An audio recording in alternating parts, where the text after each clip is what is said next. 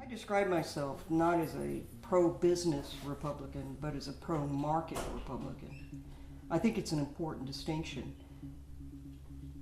If too often in America today to be pro-business basically means to use the resources of the taxpayers for the sake of, quote, businesses, with the idea that you're growing the economy, well, we're making businesses so they create jobs. But it's a flawed idea because it presumes that government is in a position to make wise decisions. And as Milton Friedman and his generation of economists from the University of Chicago made clear, the important thing is that decisions be made wisely, and when it's all said and done, it's the market that does the best job at that.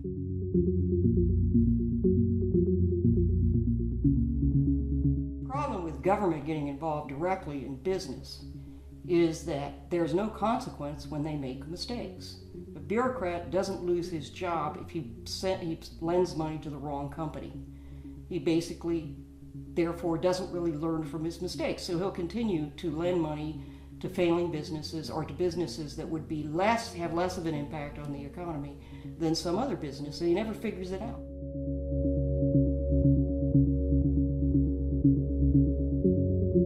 Part of the growing budget in Texas is about funding businesses or funding certain business interests with the rationale that, we're going to add to the tax base or we're going to create jobs.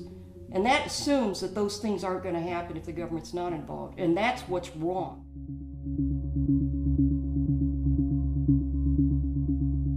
And that's one of the issues in Republican politics, is that we have people who come to the Republican Party because they're pro-business. And what they mean is they want Uncle Sam to subsidize their business as opposed to subsidizing those people on food stamps. But it's still a subsidy. It's still you taking someone else's tax dollars and spending it the way you want to, rather than allowing them to have that right. Is, we got a problem, so we need to get the government to solve it, rather than we have a problem, how can the individual solve it? We have a problem, how can we as a society use charity to solve it?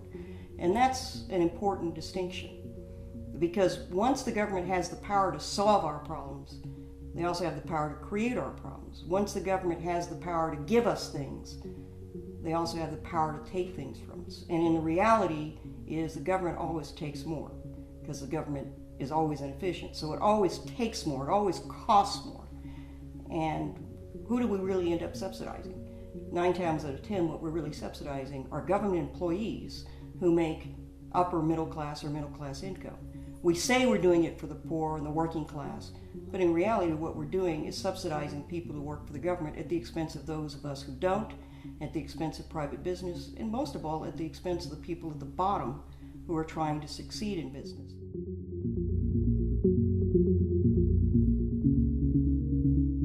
And so I'm passionate about being a pro-market Republican, committed to the ideas of Milton Friedman, to the ideas of Adam Smith.